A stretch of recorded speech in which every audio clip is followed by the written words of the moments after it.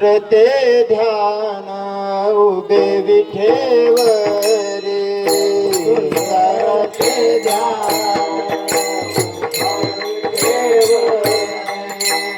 करते ध्यान उभे विठेवरी करते ध्यान उभे विठेवरी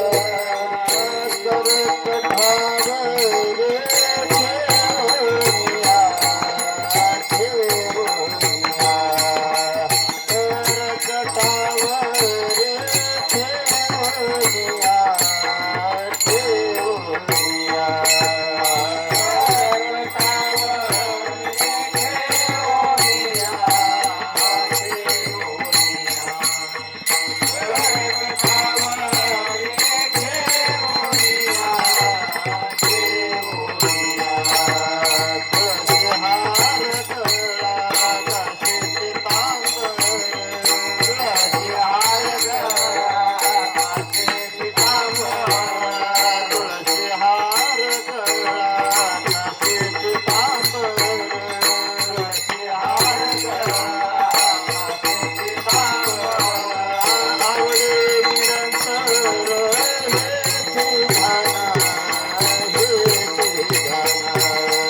ठावरे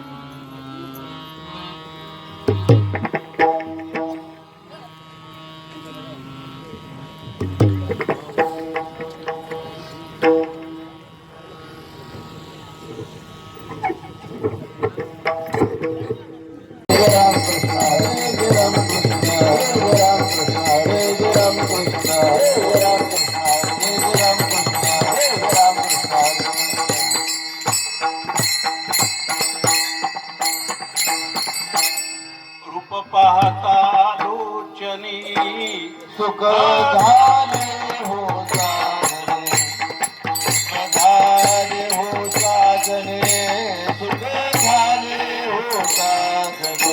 रूप पाहता लोचनी सुख झाले हो साजने, सुख झाले हो साजने, सुख झाले हो साजने. पाहता लोचने सुख झाले हो साजने, सुख झाले हो साजने, सुख झाले हो साजने. रूप पाहता लोचने सुख झाले हो साजने, सुख झाले हो साजने, सुख झाले हो साजने. तुहा विठ्ठल बरवा, तुहा माधव बरवा, तुहा माधव बरवा, तुहा माधव बरवा. तुहा विठ्ठल बरवा, तुहा माधव बरवा, तुहा माधव बरवा, तुहा माधव बरवा. बहुत सुकृताची जोडी म्हणून विठ्ठल यावरी, म्हणून विठ्ठल यावरी, म्हणून विठ्ठल यावरी. बहुत सुकृताची जोडी म्हणून विठ्ठल यावरी, म्हणून विठ्ठल यावरी, म्हणून विठ्ठल यावरी. तुहा विठ्ठल बरवा, तुहा माधव बरवा, तुहा माधव बरवा, तुहा माधव बरवा. तुहा विठ्ठल बरवा, तुहा माधव बरवा, तुहा माधव बरवा, तुहा माधव बरवा. रघुनाथी आगर बापर कुमादेवीवर, बापर कुमादेवीवर, बापर कुमादेवीवर. सर्व सुखाचे आगर बापर कुमादेवीवर, बापर कुमादेवीवर, बापर कुमादेवीवर. सर्व सुखाचे आगर बापर कुमादेवीवर, बापर कुमादेवीवर, बापर कुमादेवीवर.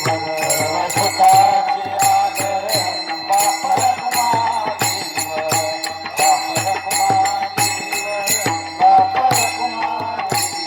तुहा विठ्ठल बरवा, तुहा माधव बरवा, तुहा माधव बरवा, तुहा माधव बरवा. विठ्ठल बरवा, तुहा माधव बरवा, तुहा माधव बरवा, तुहा माधव बरवा. जय राम कृष्ण हरी, जय राम कृष्ण हरी, जय राम कृष्ण हरी, जय राम कृष्ण हरी, जय राम कृष्ण हरी, जय राम कृष्ण हरी, जय राम कृष्ण हरी, जय राम कृष्ण हरी, जय राम कृष्ण हरी, जय राम कृष्ण हरी, जय राम कृष्ण हरी, जय राम कृष्ण हरी, जय राम कृष्ण हरी, जय राम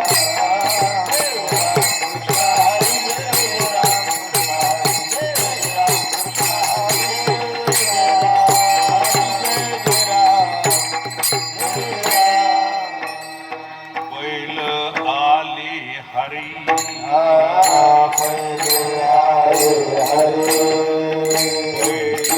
आली हरी. शंख चक्र शोभे करी, चक्र शोभे करी, संत चक्र शोभे करी, संत चक्र शोभे करी, संत कंठचक्र शोभे करी कंठचक्र शोभे करी पहिलं आले हरी पहिलं आले हरी पहिलं आले हरी पहिलं आले हरी कंठचक्र शोभे करी कंठचक्र शोभे करी कंठचक्र शोभे करी कंठचक्र शोभे करी कंठचक्र शोभे करी कंठचक्र शोभे करी गरुड येतो फडकतारी. गरुडा येतो फडकतारी गरुडा येतो फडकतारी गरुडा येतो फडकतारी नाभी नाभी मनतो तारी नाभी नाभी मनतो तारी नाभी नाभी मनतो तारी नाभी नाभी मनतो तारी नाभी नाभी मनतो तारी नाभी नाभी मुकुटकुंडलाच्या दीप्ती. मुकुटकुंडलाच्या दीप्ती मुकुटकुंडलाच्या दीप्ती. मुकुटकुंडलाच्या दीप्ती ते जे रूपलाग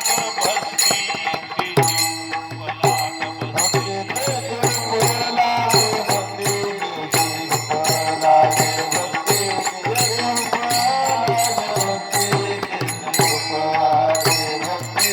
मेघ श्याम वर्ण हरी.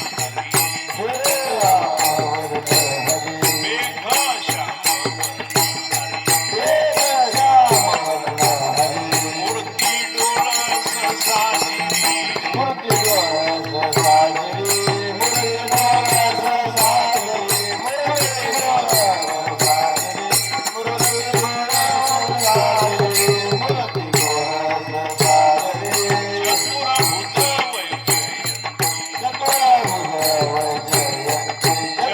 चतुरभुज वैजयंती.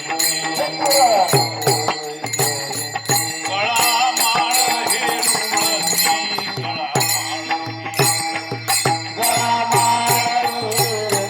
गळामाळ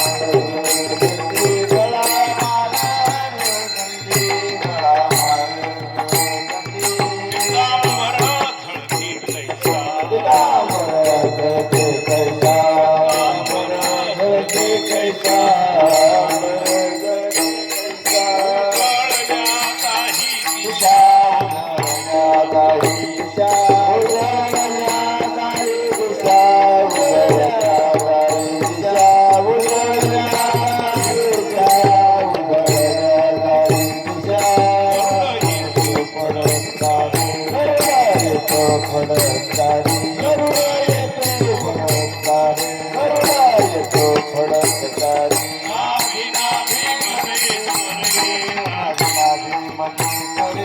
नाभी नाभी मने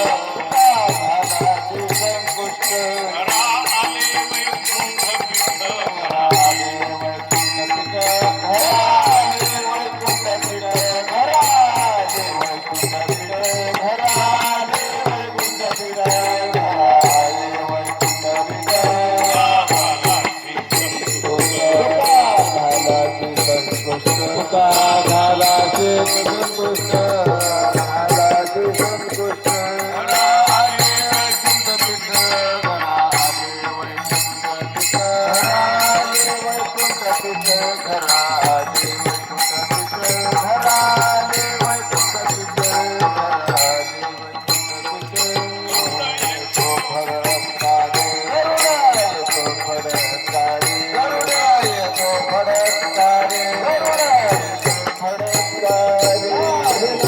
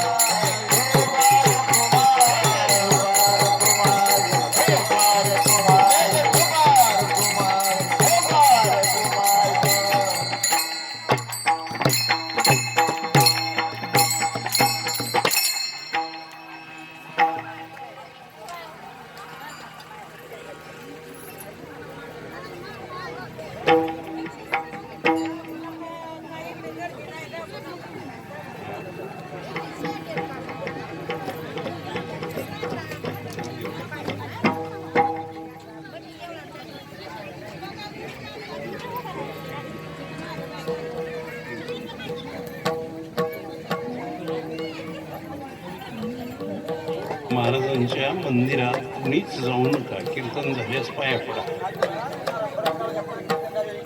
आता महाराज कीर्तन ऐकतात, तिथे गेलेले तेवढे पाया पडा, परत कुणी जाऊ नका. एवढे पाया हे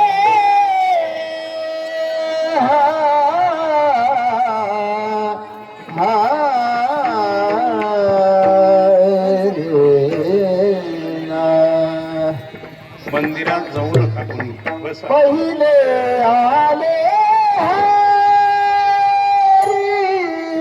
पहिले आले हरी.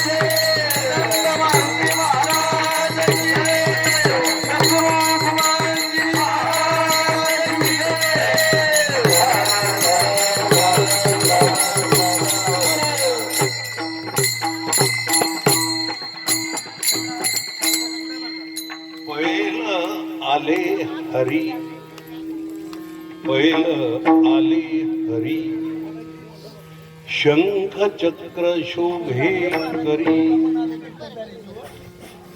गरुड येतो फडत्कारे नाभी नाभी म्हणे त्वरे मुकुट कुंडलाच्या दीप्ती तेजे लोपला गभस्ती वा मेघ श्याम वर्ण हरी मूर्ती डोळस साजिरी चतुर्भुज वैजयंती गळा माळ हे रुळती पितांबर झळके कैसा उजळल्या दाही दिशा गरुड येतो फडत्कारे नाभी नाभी म्हणे त्वरे तुका झालासे संतुष्ट घरा आले वैकुंठ पीठ गरुड येतो फडत्कारे नाभी नाभी म्हणे त्वरे विठ्ठला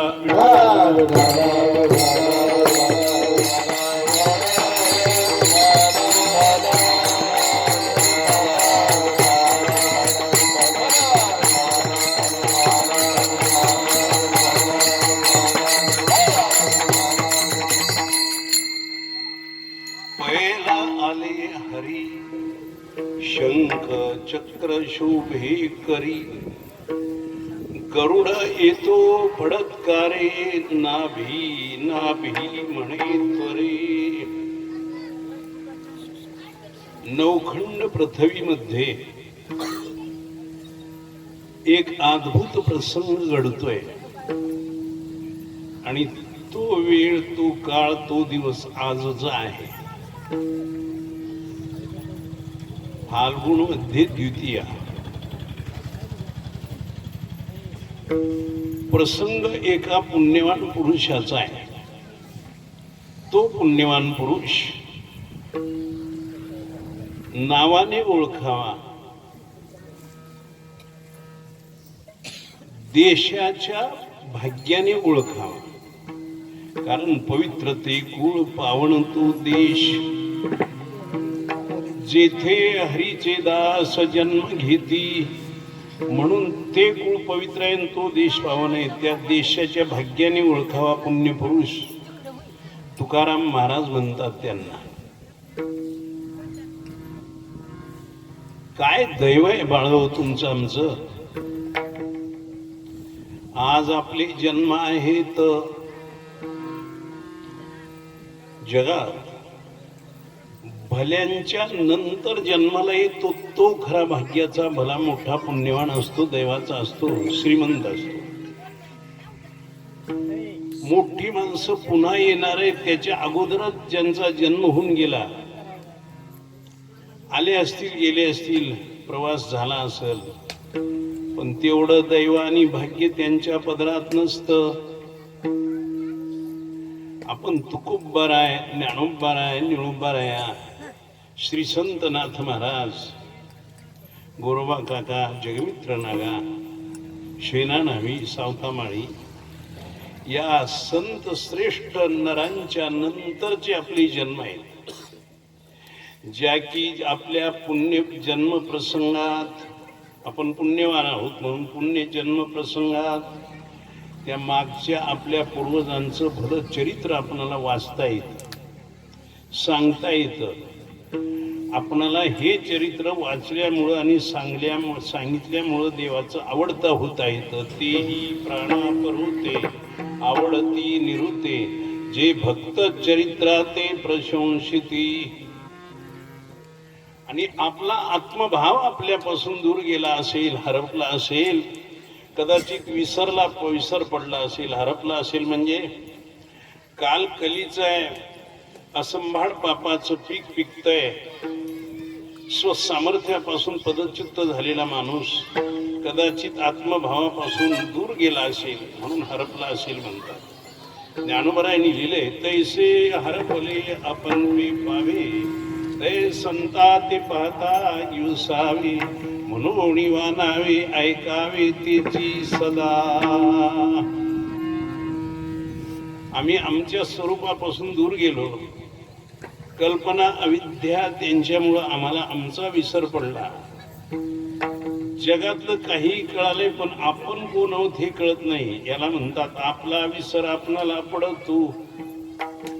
आणि तो विसर जर आपला दूर करायचा असेल, आपण कोण आहोत हे पाहायचं असेल तर वानावी ऐकावी तिची सदा. तुकाराम महाराजांचं चरित्र वाचावं, गाथ्याची अभंग वाचावीत, ज्ञानेश्वरी वाचावी. सज्जन भाविक माय बापू, आजच्या या तिथी मितीला, आजच्या तुमच्या आमच्या जीवनात या प्रसंगात ज्ञानेश्वरी गाथा भागवत, खर तर हेच आपलं जीवन आहे. विठ्ठला विठ्ठला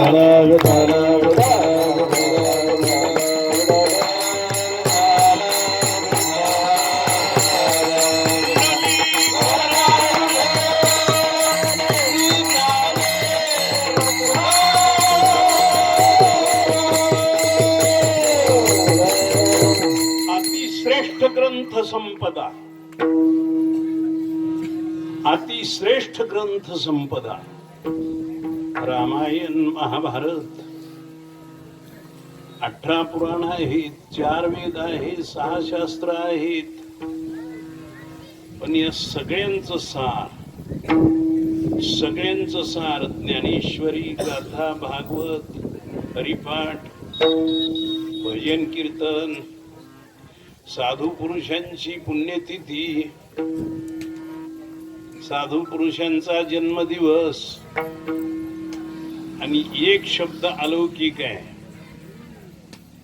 ना पुण्यतिथी ना वर्षश्राद्ध आहे, ती बीज आहे. बीज, बीज शब्दाचा काय अर्थ? अवघड आहे मोठे. म्हणजे तुकाराम महाराजांची पुण्यतिथी आहे असं कोणीच म्हणलं नाही, म्हणता येत नाही, म्हणले नाहीत आपले पूर्वज, आणि म्हणत जाऊ नये. काय बीज आहे तुकाराम महाराजांची? बीज शब्दाचा अर्थ असा आहे,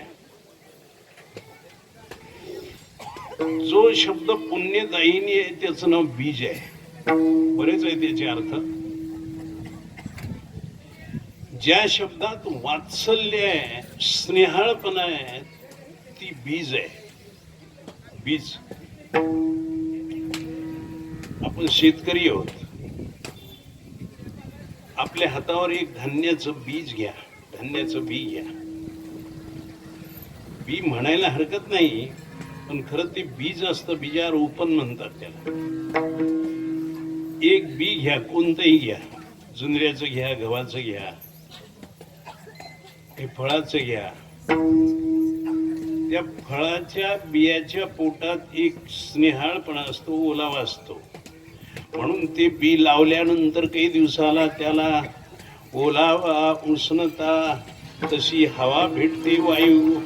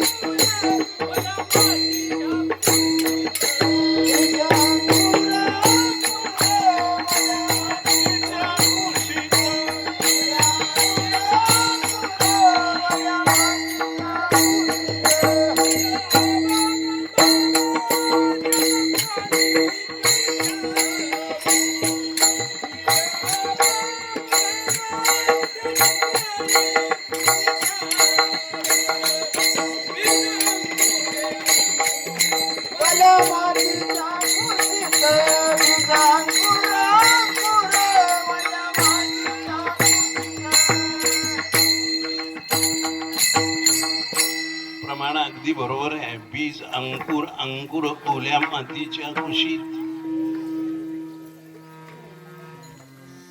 बी लावलंय शेतात. ज्ञानोबरायांच्या बऱ्याच ओव्या आहेत. पर्जन्य भूमी मार्दवा आली, पाऊस वेळेवर पडलाय पेरणीचा, मृग नक्षत्राचा. शेतकऱ्यानं शेतात खूप कष्ट केलेत, खत दिलाय शेतीला, तळहातापेक्षा हात शेती निर्मळ केली आणि चांगलं बी पेरलं. मग त्याला अंकुर फुटतो, कारण बियात ओलावा आहे. कळलं का? बियात ओलावा आहे, म्हणून ही बीज जी आहे ते बीजेच्या कार्यक्रमात ओलावा आहे तुकोबरायांच्या कृपेचा, तुकोबरायांच्या स्नेहाळपणाचा प्रत्यक्ष ओलावा आहे.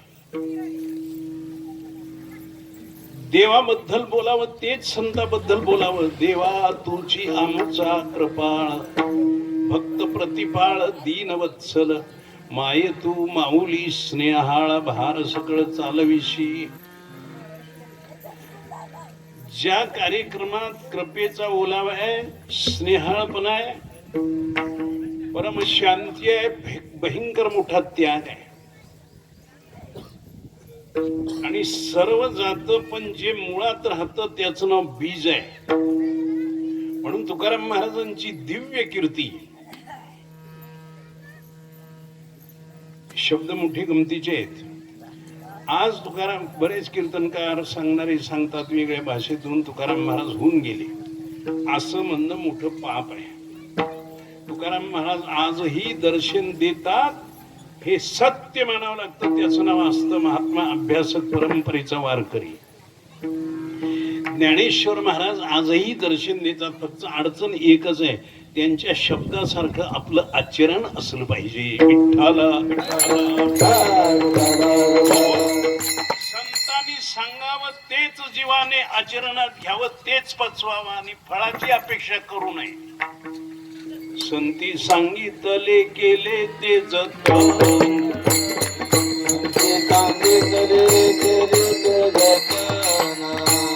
नाही आज्ञा त्यांची केली उल्लंघन, नाही आज्ञा त्यांची केली उल्लंघन, मत मतांतरा नाही दिले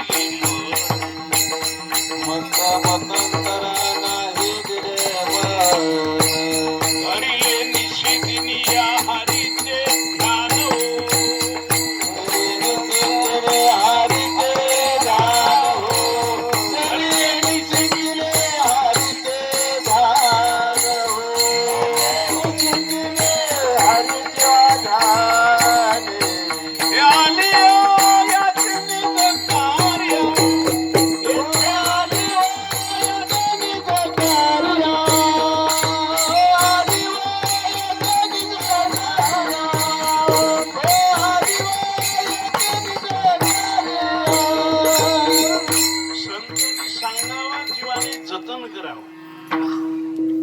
नाही आज्ञा त्यांची केली उल्लंघन.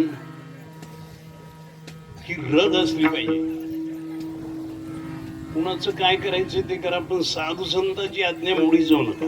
पाया पडून सांगतो, कारण साधू संत हे नित्य आहेत, सर्वगत आहेत, सर्वांच्या तोंडासमोर आहेत. नाहीतर मारुती महाराज होऊन गेले, गुमानगिरी महाराज होऊन गेले, असल्या गोष्टी करीत जाऊ नका, ते जातच नाहीत. महाराजांनी प्रमाणात लिहिले, नाही आम्हा द्यावे मरावे लागत, अहो अखंडित जैसे तैसे. पण एकच, तो असावा लागतो तर जात नाही. व पोटासाठी वेशाचा असेल तर त्याचं काय, त्याचा बेपत्ता होतो, कुठून येते की कुठून जाते की. आपण शेतकरी आहोत, मोठा वारा सुटला त्याला वावटळ म्हणतात, वावटळीत पानं उडून जातात, बेपत्ता होतात. कोणाचं धोतर जाते, कोणाची टोपी जाते, वारा येते, त्याला काय पत्ता लागत नाही. महाराज तसं केवळ वेशधारी होऊ नका, केवळ पोटासाठी होऊ नका. आज तुकोबरायांचं चिंतन आहे. महाराज आलेत, प्रत्यक्षी महाराजांचं कीर्तन आहे, आणि जिथं जिथं बीजाचा कार्यक्रम होतो महाराजांच्या, तिथं तिथं प्रत्यक्ष पांडुरंग परमात्मा श्रोता असतो. पांडुरंगाला वाटते माझ्या तुकाबद्दल हे काय काय बोलतील ते मला आज ऐकायचंय.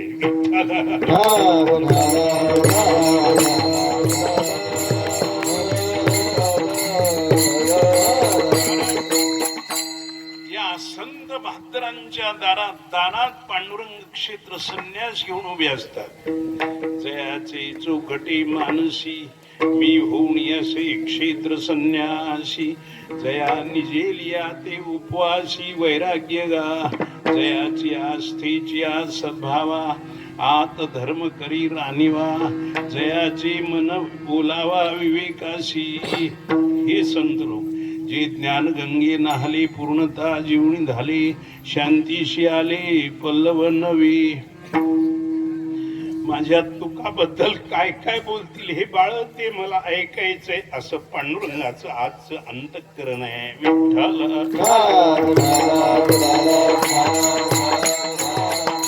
एकच सांगायचंय, थोडासा दम असतो, थोडीशी कसोटी असते. कसोटी हे असे हाती सत्यभूती भगवंत. काही संकट येत असतील, काही मनासारखं होत नसल, जीव लावून मन लावून मेलो तर मेलो इतक्या जिद्दीत जाऊन गातात ज्ञानेश्वरी वाचावी. सुरुवातीला काळ कठीण जातो, सुरुवातीला मन लागायचं नाही, पण सोडू नका. धैर्य बलातून उणे होऊ नका. जीव लावून वाची जा. पांडुरंग परमात्मा सारखे तुमच्या मनासारखं करी तो. म्हणून ज्ञानेश्वरीच्या ओव्या गात्याची प्रमाण हेच खरी असतात कीर्तन. तुकोबऱ्यांची बीज म्हणजे सर्वांचं अधिष्ठान, म्हणून बीज असे अर्थ आहेत त्याचे. खूप चिंतन सांगता येतं त्याचं. सर्वांचं अधिष्ठान.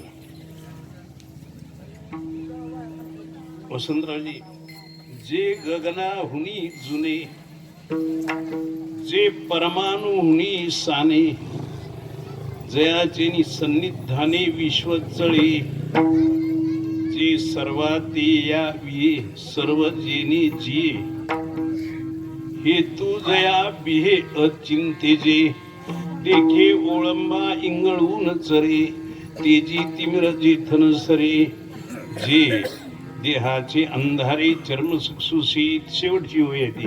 सुसडा सूर्यकणांचा राशी, नित्य उदू ज्ञानी अशी, अस्तमानाचे जयाशी आडनाव नाही. म्हणून तुकाराम महाराज आज आहेत.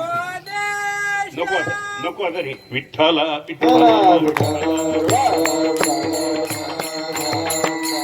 म्हणलं एखादं तरच म्हणा. तुमचं तसं करू नये, वेळ कमी असतो. दुसरं काही नाही बाळा. एकच सांगायचे, सुसडा सूर्यकणांच्या राशी, नित्य उदू ज्ञानी अशी. ज्ञानी यांचा उदय नित्य आहे. उदय ज्याचं नित्य आहे त्याचं अस्तमान होत नाही. एकदा उगवले ते उगवले तसेच. म्हणून तुकोबराया आज बीजच्या रूपात आहेत कार्यक्रमात. पांडुरंग इथे श्रोते आहेत. संत सिद्ध महामुनी यांची घाई गर्दी होते. वेळ भर दुपारची 12ची असते, पण अंतराळात विमानात बसून देवदेवतांची गर्दी असते. तुका माणूस नाही, तुका कोण आहे? तुका आम्हा सर्वांचं दैवत आहे. देवानी म्हणा तुकाराम माझं दैवत आहे. इतर देवदेवता तुकोबरायला दैवत म्हणतील याचं काय नवल आहे. म्हणून आज आपण तुकाराम महाराजांच्या बीजाचं कीर्तन करतो.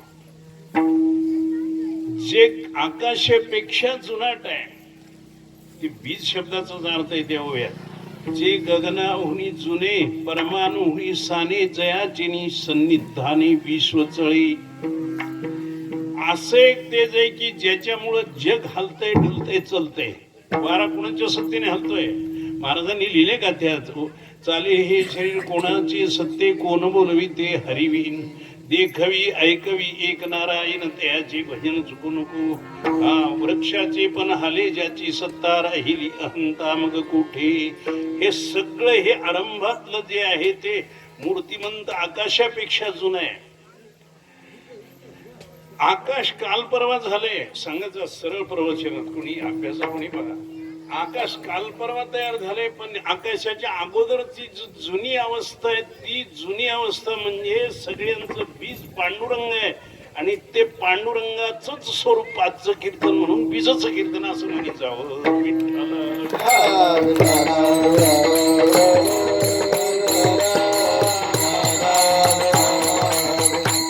या कीर्तनात निर्याण प्रसंग आहे, प्रसंग निर्याण आहे, प्रसंग कठोर आहे, सर्वांचा लाडाचा.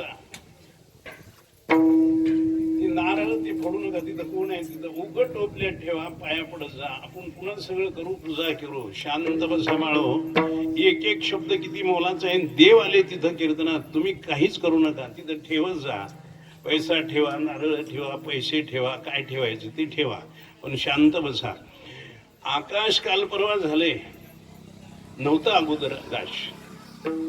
आकाश कोणी म्हणतील असं कसं बोलला हे महाराज. एकलीन कंठीची म्हणून या येणे, केली निर्माण 14 ही भुवने. गगन चंद्र सूर्य मेघ तारांगणे, पंचही महा 5ही महाभूते भौतिक भिन्न भिन्न. हे देवानं तयार केलंय. म्हणून आकाश नव्हतं त्यावेळेस आहे, नवखंड पृथ्वी नव्हती त्यावेळेस आहे.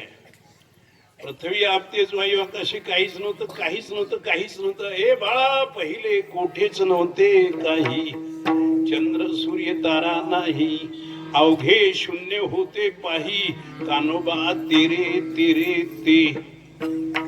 मग तिथे गंमत झाली, तेथे एक ढाल गज निर्माण झाली, तिने पहा एवढी ख्याती केली. इंद्र चंद्राधिका सुनी बाहुली, अमरपुरी तिची घरकुली.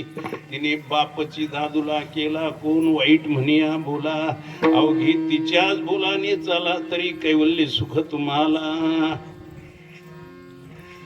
महाप्रळय होत असतो बर का, महाप्रळय होतो.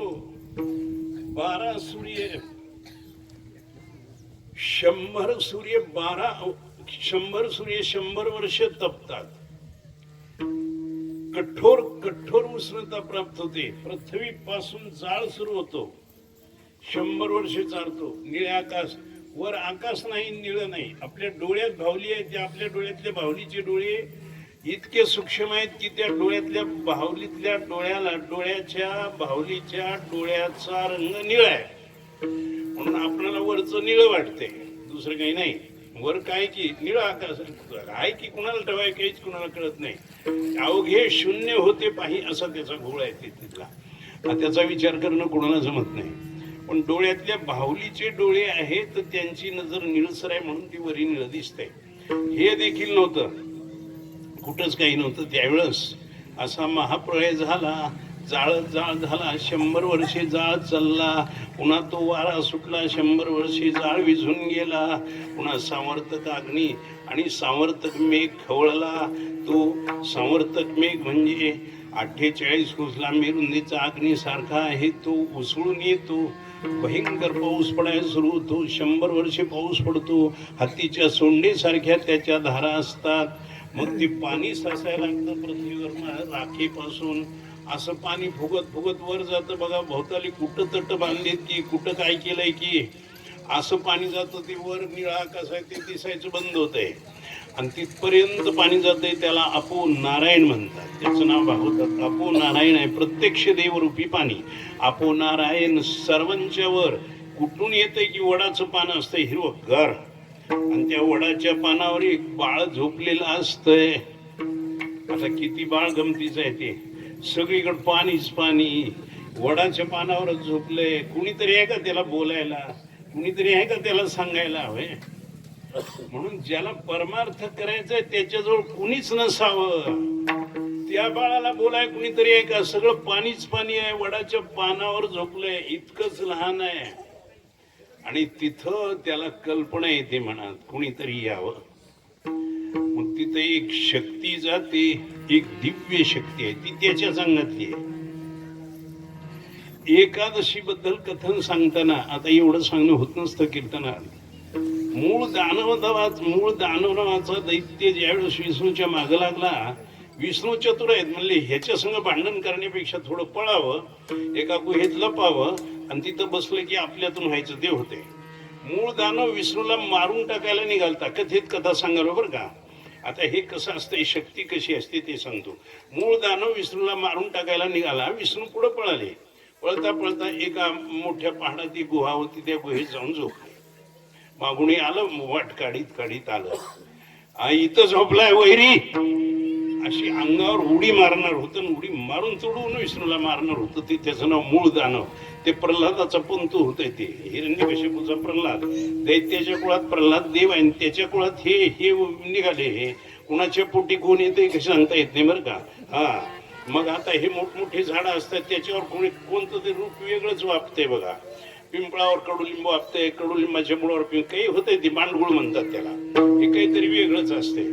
मग तो मूळ दानव तिथं गेला. ती उडी प्रल्हादाच्या कुळातलं ते, पण विष्णूचा वैरी, उडी टाकून मारणार.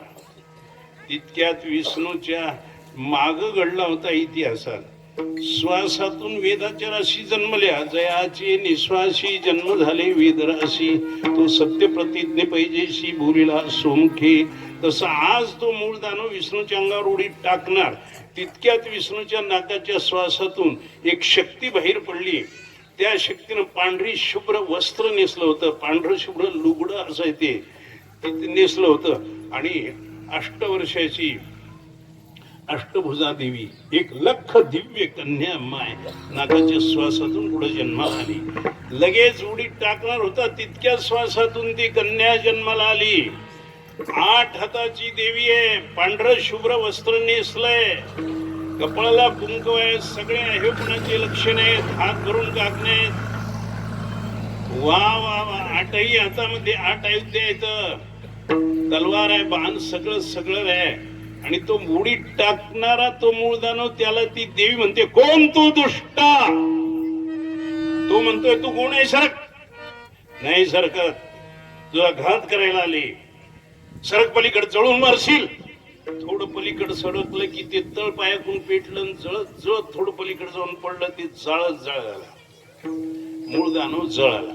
अष्टभुजा देवी 3 दिवस जळाला. 3 दिवस हिनं ते विष्णूच्या जवळ, जिथून विष्णू झोपले त्यांना झोपू दिला. नाकाच्या श्वासातून निघालती, उगा इतभर अंतरावर पलीकडे उभा टाकली. ते 3 दिवस जळालं. 3 दिवस जळून जाळ शांत झाला की मग तिनं विष्णूला जाग केलं. कोण? विष्णू म्हणतात, कोण आहेस माय तू? मी तुमची कुमारी, मी तुमची कन्या आहे, मुलगी आहे. माय? होय, मी तुमची मुलगी आहे. विष्णू चकित होता, हे कसं काय घडलं? कोण आहेस माय तू? पिताजी, मी तुमची मुलगी आहे. तुमच्या वैऱ्याचा घात केलाय, त्याला जाळून टाकले, तिकडे राखसाठी. हो हो, मूळ दानव. आता कळालं विष्णूला काय शक्ती आहे बघा. आणि ती शक्ती विष्णूला बोलते, आज मला काहीतरी वर द्या. विष्णूने विचारलं, पौर्णिमा होऊन आज कितवा दिवस आहे? सहज म्हणा त्याला त्यांच्या. ती म्हणली, आज 11वा दिवस आहे. पौर्णिमा होऊन 11वा दिवस आहे. विष्णूने सांगितलं, माय तुझं नाव एकादशी. बस असा तो एकादशीचा आयोनी संभव जन्म आहे. ती एकादशी अगोदर इंद्र सभेत होती, पुन्हा धर्तीवर आली. ती एकादशीच्या कीर्तनात बघत आपण कधी सांगत असतो आम्ही कधी.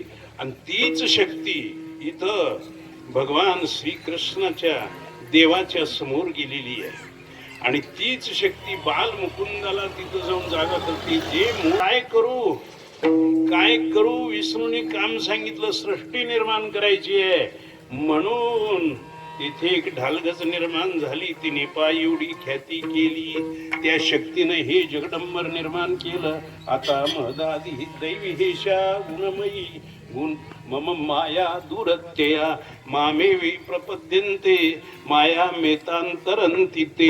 या श्लोकावरच्या ओव्या 7व्या अध्यायामध्ये ते दैविहेशा गुणमयी आता मदादी ही माझी माया.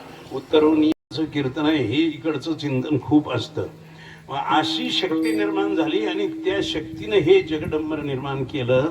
मग विष्णूच्या कल्पनेतून संकल्पनेतून हे जग तयार झालं. त्याच्यात भरतखंडाची निर्मिती झाल्यानंतर प्रभूला थोडस आनंद वाटला. प्रभूला आनंद वाटायचं कारण, या भरतखंडाच्या पोटात माझे जीव जन्माला येणार आहेत. आता ते प्रमाण आहे का? फक्त माझे भक्त मज अनुसरणे चित्ते त्याहून पढियंते मज अनिक नाही. व्यक्तीशी येणे मज तयांची आवडी युगायुगी प्रौढी ही चिमिरवी त्यांचे नि कृतार्थ असे मी पूर्ण काम ते माझे परम प्राण सखी. देवाचे जीव म्हणजे कोण? देवाचे जीव म्हणजे कोण? तुकाराम महाराज. देवाचा जीव म्हणजे कोण? ज्ञानदेव महाराज. त्या घडी अच्युत नवी संबे त्या घडी अच्युत नवी संबे त्या घडी अच्युत नवी संबे त्या घडी अच्युत. होती आवडते जीवाचे काहीच. होती आवडते जीवाचे काहीच. होती आवडते जीवाचे काहीच. होती आवडते जीवाचे काहीच. त्या घडी अच्युत नवी संबे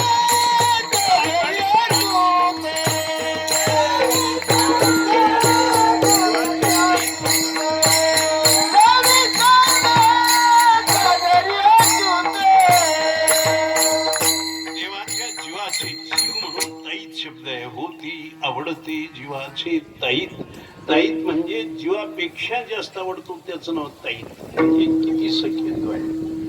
असा एक जीवाचा जीव संत रूपानं या खंडत येणार आहे म्हणून देवाला आनंद वाटला भरतखंडाच्या आरंभाला. आणि तीच परंपरा महाराष्ट्र प्रदेशामध्ये येते. बोलोबा महाराज कनकाई माता बरोबर. हा. आणि 3 बाळांना जन्म देते कनकाई माता. सावजी नावाचा थोरला बंधू शंकराचा अवतार. विरक्त आहे, संन्याशी आहे, अंतकरण संन्यस्त झालंय. देवलोक त्याच्या पोटाला येतात. सावजी महाराज जन्मला. बर. नंतर तुकोबाराया जन्मले. एक शंकर आहे, तुकाराम महाराज महाविष्णू आहेत. आणि 3ऱ्या नंबरचा कान्हया जन्मला. तो ब्रह्मदेवाचा अवतार आहे. 3 देव मानवी रूपाने बाळांच्या रूपाने पोटाला आले, पण तिघांच्या 3 वाटा. सावजी महाराज आरंभापासून विरक्त. 3ऱ्या नंबरचा कान्हया तो रजोगुणी माणूस, पैशाची आस त्याला, लोकात बसून गोष्टी करायचा. पण मधात जे तुकोबराय आहेत ते विरक्तच नव्हेत. नुसते विरक्त नाही, ते देवाचं दैवत आहे. तुकाराम महाराज कोण? तुकाराम महाराज प्रत्यक्ष राम. प्रत्यक्ष राम. तुकिता तुलने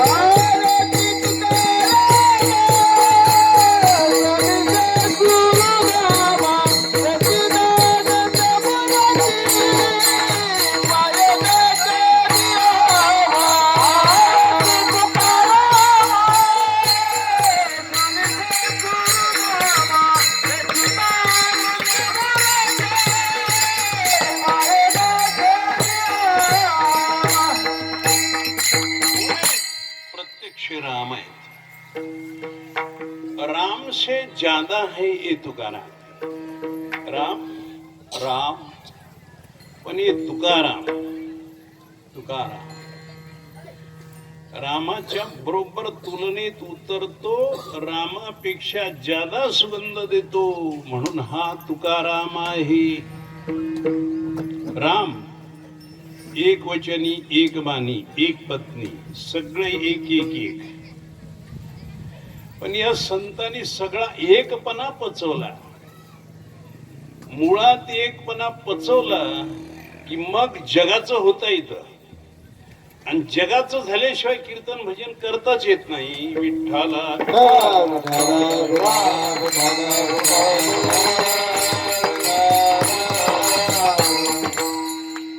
सांगत जा, पचवावा एकपणा, सांभाळावी जगाची धारणा, आणि मग करावं कीर्तन भजनाचं अमृतपान स्वीकारावं. एकपणा पचवावा म्हणजे एकोहम बहुश्याम, मी आरंभात एकटाय, माझाच हा सारा विस्तार आहे. माझी विस्तारलेपणाची नावे ही जगची नोही आघवे, जैसे दूध मुराली स्वभावी तरी तिची दही. मी आरंभात एक आहे हे पचलं पाहिजे. जगात मिसळलं पाहिजे. कुणाच्याही घरी जाता आलं पाहिजे. जगात फिरायचे ना, कुणालाही बोलता आलं पाहिजे. नाहीतर मी एकाच्याच घरी जातोय आणि एकाच खातोय, भागत नाही बाळा. मग कीर्तन कसे होते? नाही नाही, कुणाचं उष्ट खावं लागल, कुणाला घास चारावं लागल. गोष्ट खावं लागतं, प्रेमळाचं उष्ट खावंच लागतं, कारण देवाचा स्वभाव आहे. नामधारकाचे उच्चिष्ट जे तपडे, उभा राहुनी पुढे झेली मुखे. प्रेमळ भक्ताचं उष्ट खातो. गवळ्याचे पोरं काही ज्ञानेश्वरी पाठ केलेले नव्हते, कुठल्या संस्थेचे नव्हते, कुठले कुणी मठपती, कुणी फडकरी नव्हते. ओगा नागी कुठे फिरायचे. गवळीयांची ताकपिरे, कोण पोरे चांगली, एवढा त्यांचा छंद देवा, काय सेवा भक्ती ते. गवळ्यांच्या पोराचं उष्ट खायचं. महाराजालाही खावं लागतं. एखाद्या प्रेमळ बघलेकरानं कुठे घास सारलं तर काय हरकत आहे. आणि एक सांगतो, पाया पडून सतत नामस्मरण ज्याच्या मुखात आहे, अखंड विठ्ठल विठ्ठल रामकृष्ण हरीचा उच्चार ज्याच्या तोंडातून येतोय, त्याच्या तोंडातून एखादा उष्टा घास पडला तर ते उष्टा घास खायला हरकत नाही. त्या घासाला देवाचा स्पर्श आहे. आणि बऱ्याच ठिकाणी घडलंय, असा पुण्यवान पुरुष नामनिष्ठ जेवला की त्याच्या पात्रावर, त्याच्या ताटात शिल्लक राहिलेलं जे काही पाणी, जे काही हात धुतलेलं काही घास असतो ना शीत, ते बरेच माणसं लपून छपून ते खातात. चांगली गोष्ट आहे ती, अतिशय चांगलं आहे. साधू पुरुषांच्या हातातलं मुखातलं उष्ट मिळायचंय तरी कुणाला देव त्याच्यासाठी भुकेजलेला असतो. विठ्ठला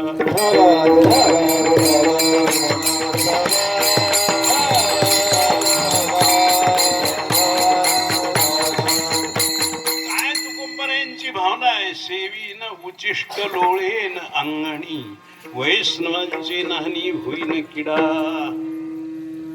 गोष्ट मी खाईनच, गोष्ट मी खाईनच. ज्ञानोबरायांनी जगाला धीर दिलाय. एवढं मी ज्ञानेश्वरी सांगतो, एवढं सांगतो, हे व्यासो उचिष्ट जगत रे. व्यास महर्षीचं उष्ट आहे ते आम्ही सांगत फिरतो, म्हणजे ते खातो. काय संतांचं उष्ट ह्याच्यामध्ये खूप प्रेम आहे बाळो. या तुकोबरायांचं स्वरूप म्हणजे आजचं हे कीर्तन आहे. तुकोबरायांना देवाला बोलायचंय. विनंती केली गेल्या दशमीच्या दिवशी सकाळी ब्रह्ममुहूर्तावर, देवा आता मला पृथ्वीवर ठेवू नको, मला थांबायचं नाही. करायचं होतं ते केलंय, लोकांना त्रास व्हायलाय, मला आता इथं ठेवू नको, मला मी दिसणार नाही असं करून टाक. आता दिसू नये जना, ऐसे करा नारायणा, शोधिताची नये म्हणून ओळखती पाय. आता मी जगाला दिसू नये असं काहीतरी करा. तू येऊन मला घेऊन चल. मी आता इंद्रायणीच्या काठावर भजन कीर्तन करीत तू येईपर्यंत उभा टाकणार आहे. जिद्द आहे मोठी. म्हणून परमार्थामध्ये खूप जिद्द असली पाहिजे. ते लेकरू नेंत माईला म्हणते ना, माय तू येऊन मला उचलून घेऊन तोंडात खाऊ घातल्याशिवाय मी खाणार नाही. मी आस्ताच बघतो रुसतय, बोबडं बोलतय, रडतय, तसच बसले. अखेर माईला दम निघत नाही. माय घाबरी होऊन धावत येते, बाळाला उचलून कडेवर घेते. काहीतरी गोड घास घरात तयार असतो तो आणून ते लेकराच्या तोंडात घालते. त्यावेळेस ते खाते. जिद्द आहे बाळाची, माईनं खाऊ घातल्याशिवाय मी खाणारच नाही. तसं परमार्थिकानी जिद्द सांभाळावी. देव आल्याशिवाय मी थांबणारच नाही. कोणी म्हणतील हे आताच्या काळात खरं होईल का? का होत नाही? काय बदलले सांगा. फक्त आपल्या अंतःकरणात धैर्य बल कमी पडल, त्याला कोण काय करावं. परमपूजनी आसाराम बापूंनी एक गोष्ट सांगितली आणि ती खरी आहे. हे बोलू नका रे, बोलू नका, कीर्तन झाल्यास बोलत आपण, बोलत जाऊ नये. ती गोष्ट अशी होती आणि खरं ते म्हणले, देवाबरोबर मी थोडस तट धरलो. म्हणले गंगेच्या काठाला सकाळी भूक लागली होती. आंघोळ गंगेत केली आणि देवानं दिल्याशिवाय भाकरच खायची नाही म्हणून बसलो. म्हणले पिंपळाच्या झाडाखाली. देवानच यावं लागल आणि देवानच खा म्हणावं लागल तरच खायचं, नाही तर खायचंच नाही. नाही, जीव गेला तरी इतकी जिद्द पाहिजे हो, आहे का नाही? नाहीतर वाघानं शपथ घेतली होती म्हणा, आजपासून मी गाईच खाणार नाही. आता वाघाला कसं जम? पावलाला खोट बोलणारा माणूस म्हणला म्हणा मी खोट बोलणार नाही. आता पावलाला बोलायलाच कसं सुटल रे ते? अवघडच आहे का नाही? जिद्द असावी लागते. प्राण रिगो पाहे कुडी हे सांडोनी, जीव जाईल नाही माग सरणार. पतिव्रते जैसा भ्रतार प्रमाण, आम्हा नारायण तैशा परी. याच अवस्थेतून विमान यायलंय. याच अवस्थेतून तुकाराम महाराजांना वैकुंठात चालायचंय. आज उग होत नाही महाराज. तुका म्हणे आम्हा टळण्याची नाही निमा. पतिव्रते जैसा भ्रतार प्रमाण, सर्व भावे लोभ्या आवडी ही धन. ही जिद्द आहे. आसाराम बापू त्या झाडाखाली बसलेत. दुपार झाली, भूक लागू लागली. इकडं बघायचं नाही, तिकडं बघायचं नाही. देव आला तर डोळे उघडायचे, मेलं तर मेलं. इथे लावून बसले. दुपारच्या 1च्या पुढे दुपार कल्ली. दिवस कल्ला म्हणतात त्याला शेतकऱ्याच्या वर्षी. दिवस कल्ला म्हणजे 1-2 वाजून गेले. बरोबर एक माणूस आला, पटका बांधलेला. अरे मला घडलं होतं, मी कधी तर सांगत असेल, आळंदी पंढरीच्या वाटेवर तरटगावच्या पुढं काळज म्हणून तिथं दत्ताचं मंदिर आहे. ते डोंगर आहे ते तिथं तरटगावात. आता ते बापू सांगतो अगोदर. बापू तिथं बसले. बरोबर दुपारच्या वेळा एक माणूस आला. ते हिंदीत बोलले होते. तो माणूस म्हणतोय कोण बेटा है? बापू म्हणले, मी उत्तर दिले, एक बालक बेटा है. अरे बालक कैसा है? तुम तो तरुण देख रहे हैं. क्यों बेटे, तुम खाने को मिलता नहीं का? मिलता है, लेकिन भगवान को ये है उसने देना पड़ेगा. मग ते हिंदीत बोलले होते, पण ते सांगतो. उघड डोळे उघड, बघ माझ्याकडं. प्रत्यक्ष देवाचं रूप दिसतंय. आता भाकरी दिसते. हे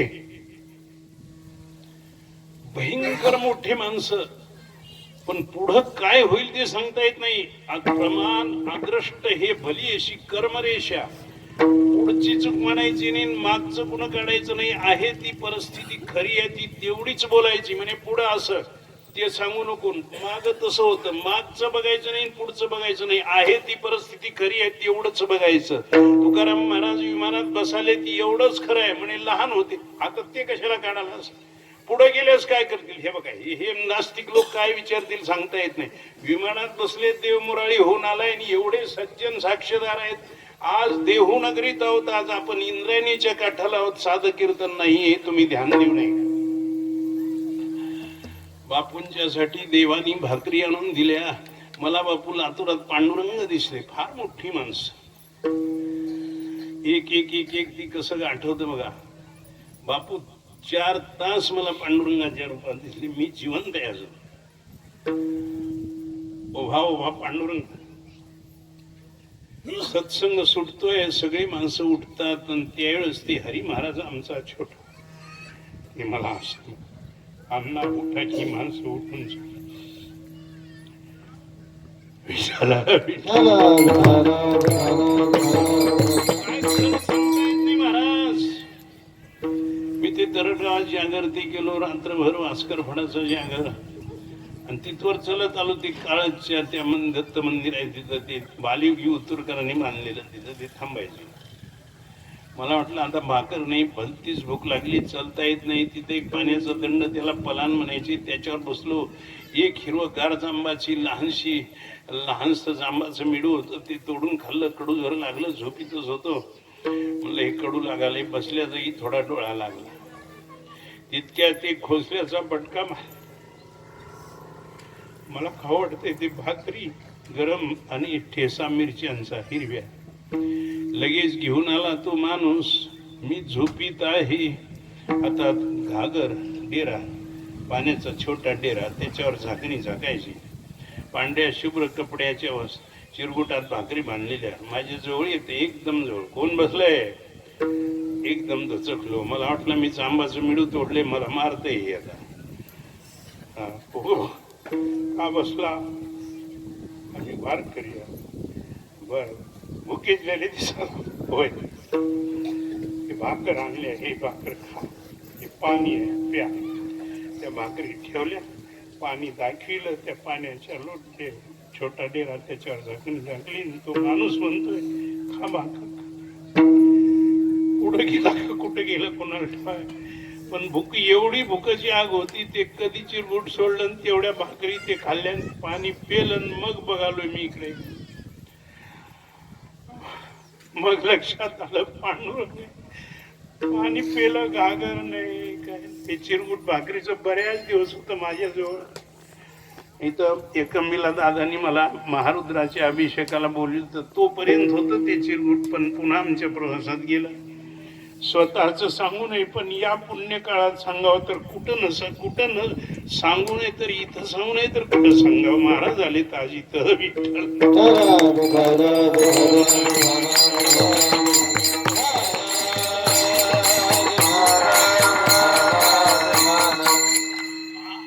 काहीतरी घडतंय. तुकाराम महाराज एक निष्ठेने इंद्रायणीच्या काठाला उभे आहेत.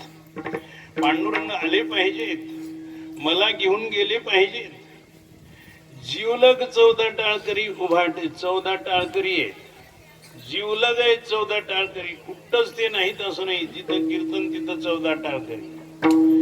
त्याच्यात 2-4 नावं सांगतो. सोनबाट ठक्कर नावाचा होता, तो मृदंग वाजवायचा.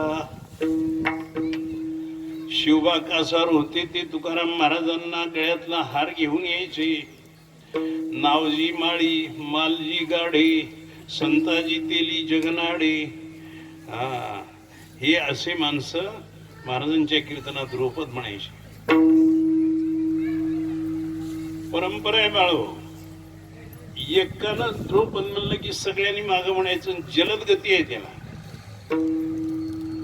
खर तर स्वर आळवत बसायचं कीर्तनात नसतं. एकानं पुढं म्हणायचं, सगळ्यांनी मागं म्हणायचे. हे परंपरा आहे द्रुपद. त्या काळचा नियम आहे. आता भागवतात टाळकरी सगळ्यांना मी वंदन करतो, आनंदाची गोष्ट आहे, असं ते कीर्तन चालायचं. त्या कीर्तनाला दम नव्हता. दिनरजनी हाची धंदा गोविंदा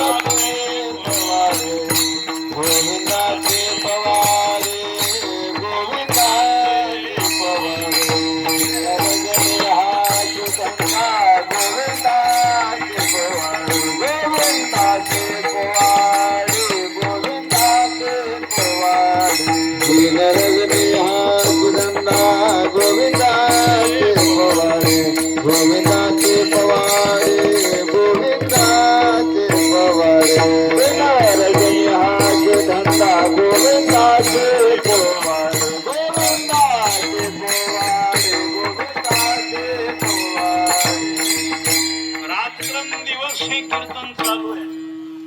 दशमीच्या सकाळपासून कालच्या. या कीर्तनानं एकदम बदल झालाय. कशात? या पिंडात बदल झालाय.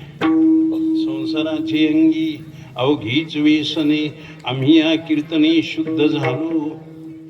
आम्ही शुद्ध झाल्यामुळे आम्हाला कसं दिसू लागलं? आता हे सोहळे झाले त्रिभुवन, विषम दोहून सांडियले. विषमपणा गेला, गरीब श्रीमंतीचा विषमपणा गेला, विद्वान ज्ञानी अज्ञानी हे विषमपणा गेला, वैरभाव गेला. विषम दोहून सांडियले. विषम म्हणजे तुझा भाव गेला. माणूस आहे बस झालं. कुठल्या जाती जमातीचं आहे हे बोलायचं नाही, नाही बोलायचं. एका देवाच्या विराट स्वरूपाच्या तेजातून तुमचा आमचा जन्म आहे. मग इथं एकाला श्रेष्ठ आणि एकाला कनिष्ठ काय म्हणून मानतात हे लोक? विठ्ठल